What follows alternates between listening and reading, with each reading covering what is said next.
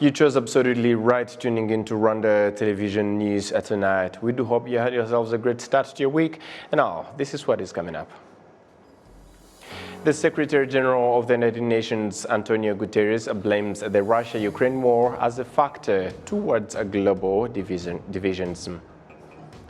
The Ministry of Finance and Economic Planning demonstrates that in order to curb the effects of a drastic increase in food prices, the government of Rwanda is emphasizing and embarking on favoring investments into the agriculture sector.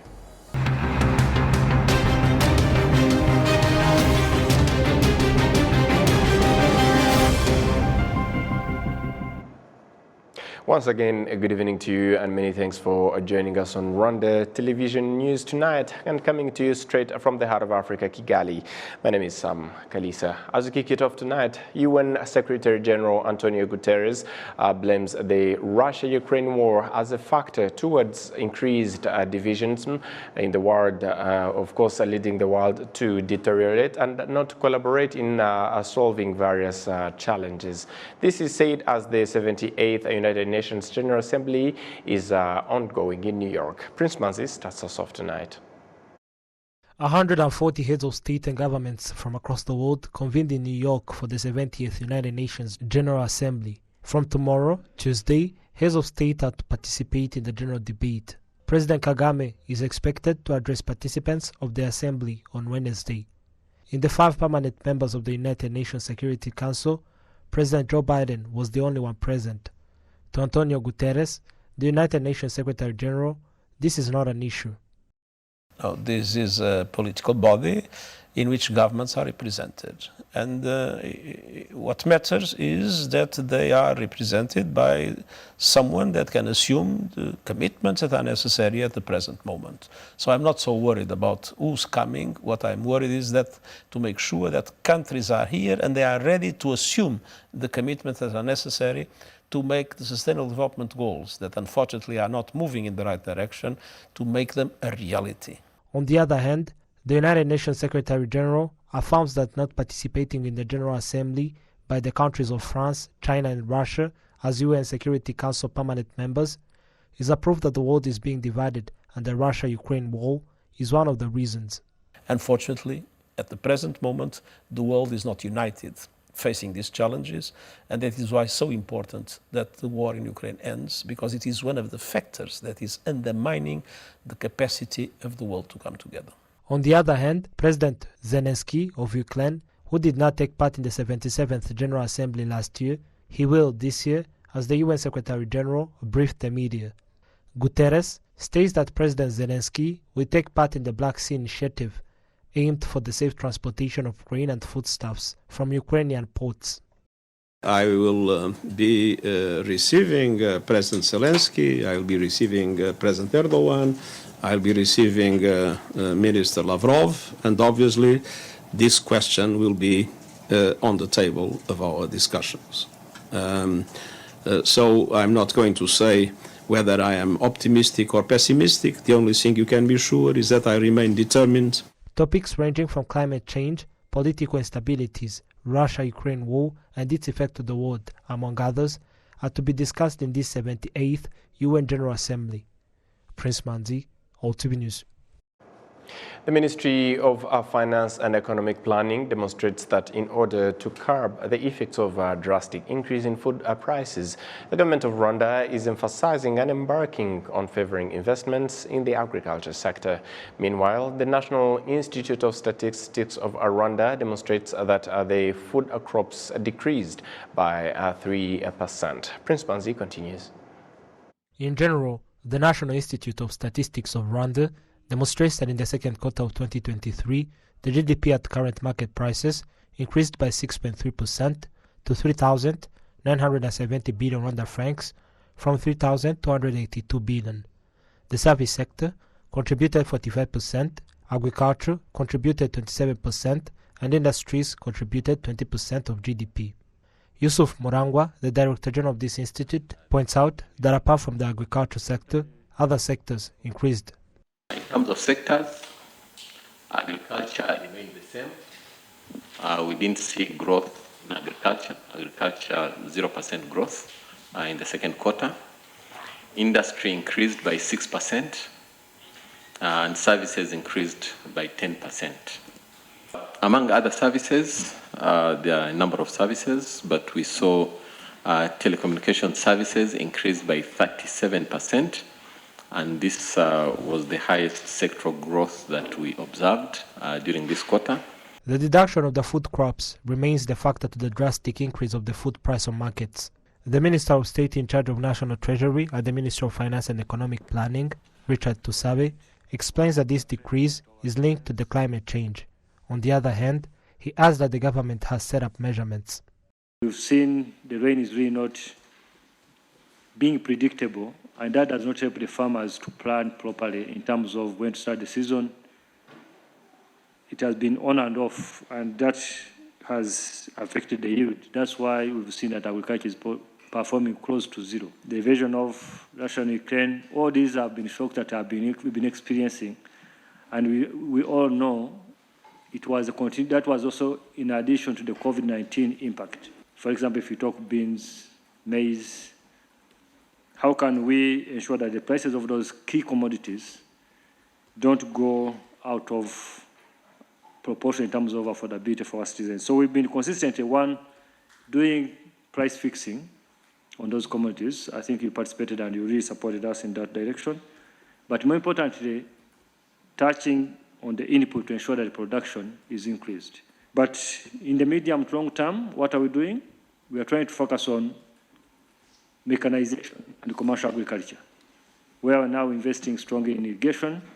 We have other projects that one of them, the 12 that I might speak of that you know very well. One is the Gabiro Agro Hub, another one is Gako Beef.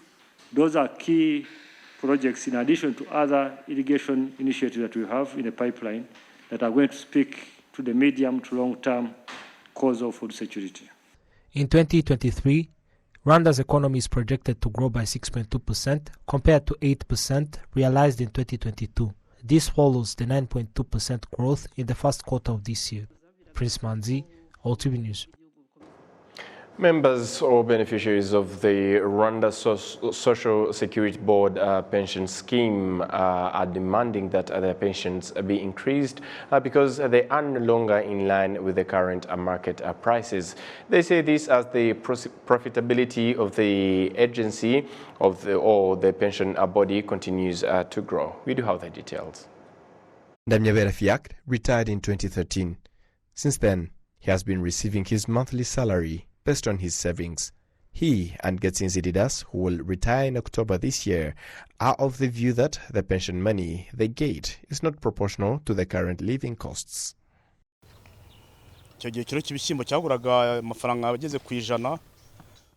At the time, a kilogram of beans was 100 Rwandan francs. Today, it is 1,000 plus Rwandan francs. The money we get doesn't match the current time and prices on the market, because things are very expensive. Our savings have been invested in various projects. They have clearly not been wasted. They are returning profits, and that should go hand in hand with our living standards.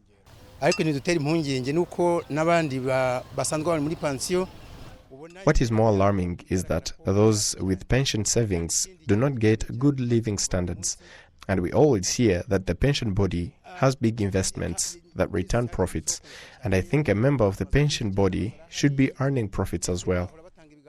Save money, save time. RSSB recently revealed that it registered a net profit of 285.7 billion Rwandan francs, a 22% increase compared to the 2022-2023 financial year. Economic analysts say that the profitability made by RSSB should go hand in hand with the money received by members. Ishoramari ikigo cy'ubwiteganyirize gikora niyo kugira ngo ya mafaranga abantu babikijemo yere gutagaciro. The investments done by a pension body is meant to keep afloat the value of people's money. At least every year, the money received by members should be redefined according to the current market prices so that the value of savings and money can meet the current market value. RSSB notes that a study has been made to address this issue. bamenyeshe ko hari ingingo yakozwe yerekana ivuga uko ireba ku kigega. A study has been made on how the pension fund stands, and we are currently assessing how the recommendations can be implemented without a disruptive change, especially that the value of money, the purchasing power, keeps on changing. So as the fund grows, all those changes should be considered, and we can assure members that something will be done after the study, and the value of their money is one of the things that will be put into consideration. RSSB's return on investment has increased by 6% in 2022-2023, as the target is to reach 15% of RSSB's return on investment by 2025. In the 2022-2023 fiscal year, 13% of all RSSB investments were allocated to real estate investments, 31% in equity, whereas 44% were invested in fixed income projects.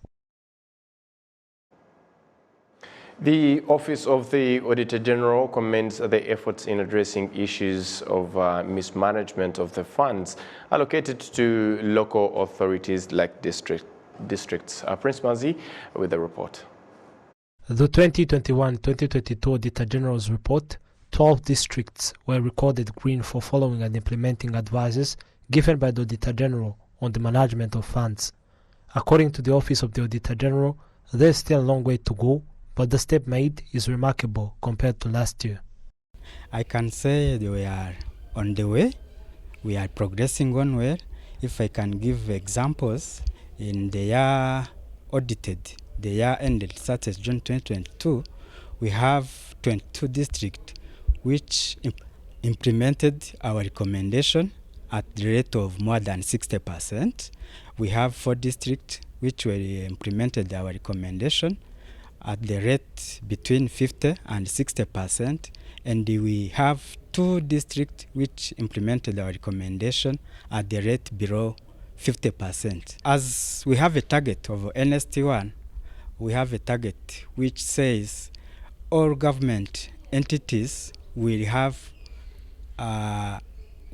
clean audit opinion at the rate of 80%. That's at least 80%. That's the rate in our NST1. Currently, we can say we are still progressing onward. We are at 68%. We have 68% of government entities which had clean audit opinion on this year, the year and audited, the year ended such as June 2022. If we are at 68%, we have a hope that the 80% will be reached by next year, by 2024. The city of Kigali and 16 districts from other provinces are still lagging behind in the management of funds allocated to them, but the administrators say that there are measurements in place that provide hope for solving this issue soon. We were on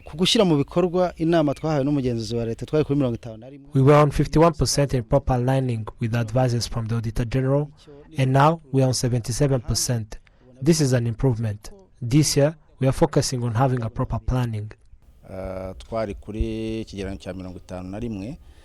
We were on 51%, and currently we are on 62% in proper aligning with the Auditor General's advices. I can say that as the days passed by, we adjusted our ways of operating. In Gisagara and Kamonyi districts, there is still mismanagement of government funds, poor planning, and using funds allocated to them in activities not recorded in the financial year's budget.